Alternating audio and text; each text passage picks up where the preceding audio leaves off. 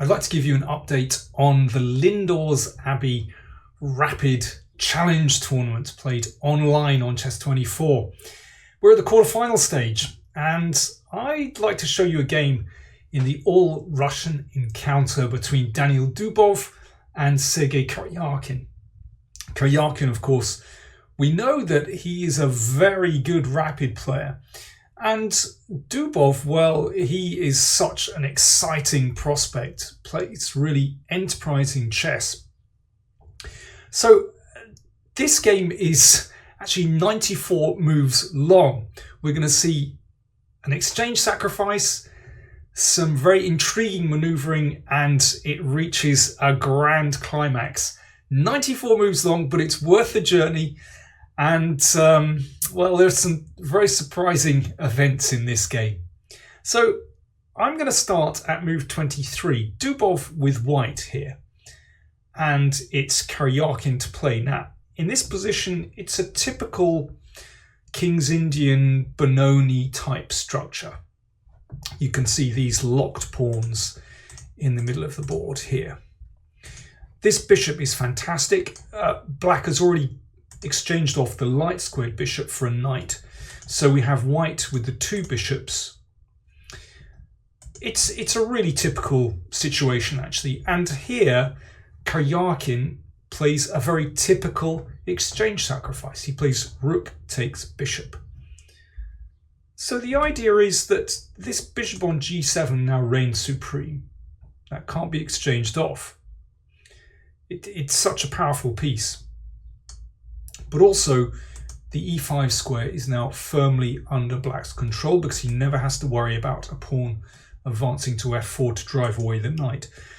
So black has tremendous positional compensation. Now I said this is very typical. Let me just show you very briefly a couple of examples of this. So for example, Pologaevsky against Petrosian. From Soviet Championship 1983, here Petrosian with black, you can see two bishops here against the bishop and knight, and Petrosian played rook takes bishop, so that's a very familiar pawn structure. And in this case, black also has the c5 square under control. In fact, well, Pologaevsky didn't defend very well and actually lost very quickly.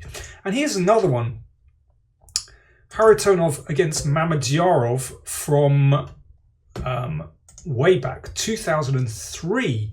This was actually played in the World Youth Championship, and here where you can see two bishops, that locked pawn structure, that fine bishop on g7, and here Mamedyarov played rook takes bishop. Now pawn takes would obviously leave all these dark squares very weak on the king side. So queen takes, so it's slightly different, but I think the common factor is that this bishop, this dark squared bishop, reigns supreme. And well, Mamedyarov won an absolutely beautiful game. That shows his basic instincts in a position to seize the initiative, and you can see he has tremendous dark square control. Now, back to our game, Dubov against Karyakin, and here we go. So move 23 and Karyakin played this exchange sacrifice. Now I think it's very interesting to see how Dubov reacts here. He doesn't panic. I think, you know, that's what Pologaevsky did in that game. If you want to look that one up, remember 1983 Soviet Championship. So both sides just playing pretty steadily for the time being. Bishop h6, that powerful bishop attacking the pawn. Knight d1 protects the pawn. Knight e5. a5, now that could be very useful, cramping these pawns, and sometimes, you've got to get it right, but sometimes b4 could be a good move to break through to b7. So that knight comes back into play, c7. And Dubov maneuvers this knight round to exchange off the knight on e5. It is a beautiful piece. And here it would be a terrible mistake for black to win that pawn on e3. Well, for a start, this looks dreadful. The endgame would be good for black. And again, this endgame, although black has won a pawn in this little transaction, for the moment, I mean, this would be very nice for white, because you can see how white would break through and get into that pawn on b7 with, well, I would say white is better now. So let's go back. So basically both sides have to be quite careful here. So Karyakin just dipped the bishop back. Knight e5, bishop e5, and e4. So that will prevent white from advancing, prevent black from advancing with f5 sometimes. Now this knight needs to be maneuvered to a better square, so it comes round to d7. Now that knight may end up on e5, but also it's kind of prophylaxis against white potentially playing b4, because that knight would sit on c5. Now it's really interesting to see how Dubov plays here. Basically, he just sits tight. That knight comes to e5. Beautiful, absolutely beautiful square. But yeah, I find it very interesting. Dubov doesn't panic here. He realizes, yeah, he can't do very much with white, so he's kept his rooks active on the f file, and there are no real weaknesses in his position, so he's just sitting there. I think one of the big mistakes in this kind of position, if you're playing with white, is to lash out, which could actually inflict damage on your position. So at the moment, you know, let's keep those pawns there, which does keep the king protected. You know, if you tried to break through with a g4 or something, just harm white's king position. And now we can see this funny king maneuver. King goes all the way over to the queen side. So Karyakin is perhaps thinking, well, having maneuvered the king over here, you can see that Dubov is just playing very quickly. Let's put the king here and go back to the king side, and maybe black can try to open the king side. King b8, and now this rook switches back to the king side. But actually, because Dubov just sits there with white, then actually black really can't do very much. If this pawn is advanced to h4, then white is just going to close things, and well, the key entry squares are covered by the major pieces. I mean, this bishop is not on c2, isn't doing very much, but well, I don't think it matters for the moment. I mean, one thing that black has to be careful of is if white pushes with c4. Now, Dubov did not do this, but let's just have a very quick look. You know, what could take place after this? Because this obviously raises the stakes, because white may be able to get some kind of attack here. But let's just have a look. Now, once that bishop sits on c5, then the position looks very secure indeed. And actually, I think that pawn advance b4 could end up doing more damage to white's position than black's position. You know, you've got to watch out for that pawn on a5.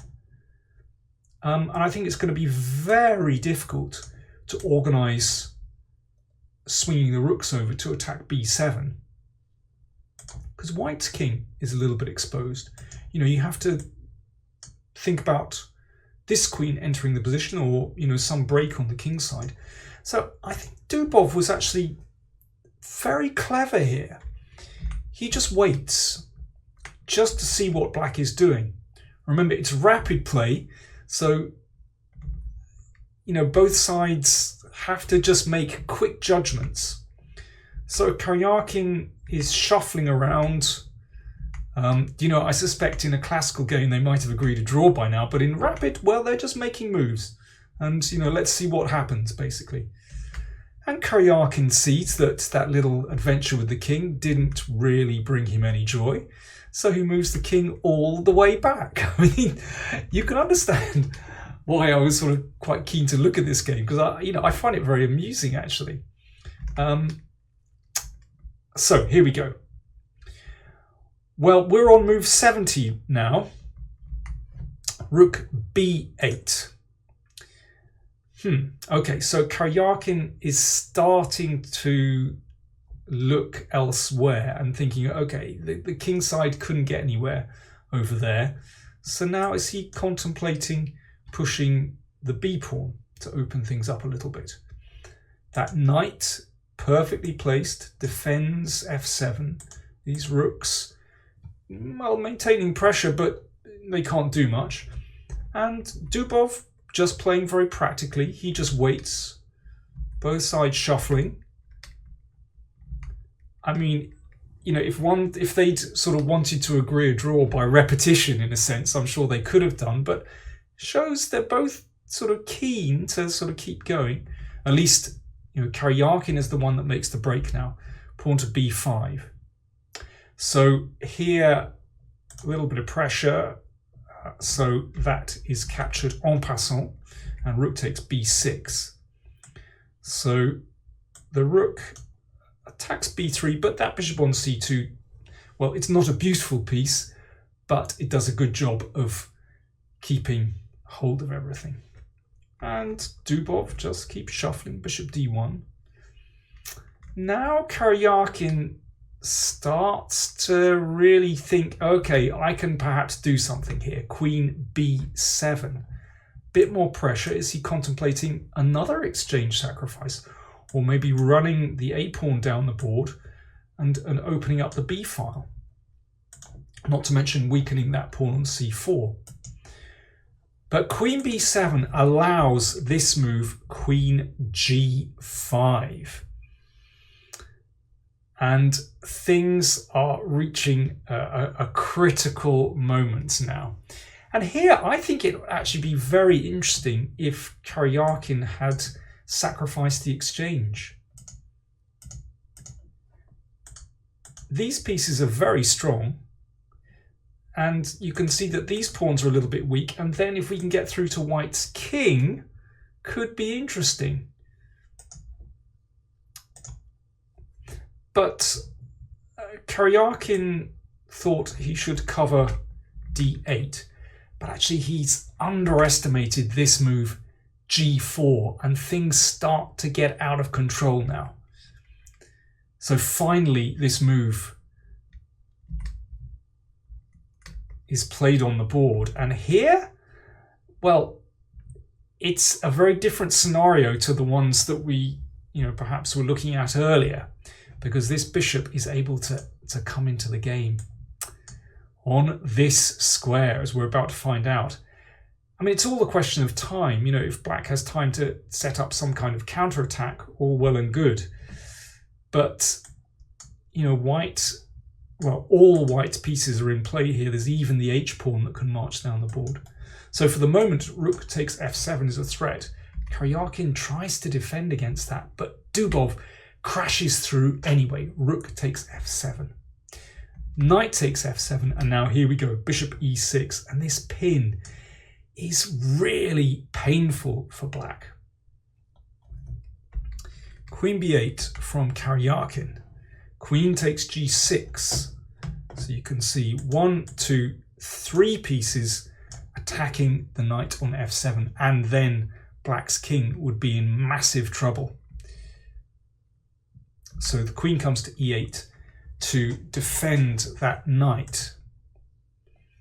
And here, white can even contemplate advancing that h-pawn. Black is so tied up. But instead, Dubov played e5, which is, I think, one of those thematic moves that it would be so hard to resist. And it is very strong. So because of these pins, the only thing that can take that pawn is the d pawn. Pawn takes pawn. And now d6. And suddenly it's absolutely clear that the situation has completely transformed. The combination of threats to f7 and advancing the d pawn just mean black is cracking here. King f8, well, that doesn't steps out of one pin but into another. Queen f5. So the idea is to push with d7, and that breaks the communication, and then you can take the knight. Queen c6 check. Bishop d5, attacking the queen. Queen takes d6 will lose to, well, for example, this is quite good. That's checkmate. Let's go back. So bishop d5 just played. Queen d7, and now, you know, there are various ways to win. You can actually take here. Whoops, misfire. You can take on b7, but bishop takes f7 is very strong. If queen takes f7, then that is actually checkmate. That's not bad. So queen takes f5. So we've reached an endgame after all that. Rook takes will lose to d7, and that pawn goes through. So Karyakin tried rook takes pawn on b3. Now bishop d5 check. The king comes to e8 and rook f7. And what's interesting is that the rook, pawn and bishop actually form a deadly attacking force, and black's king is trapped on the back rank.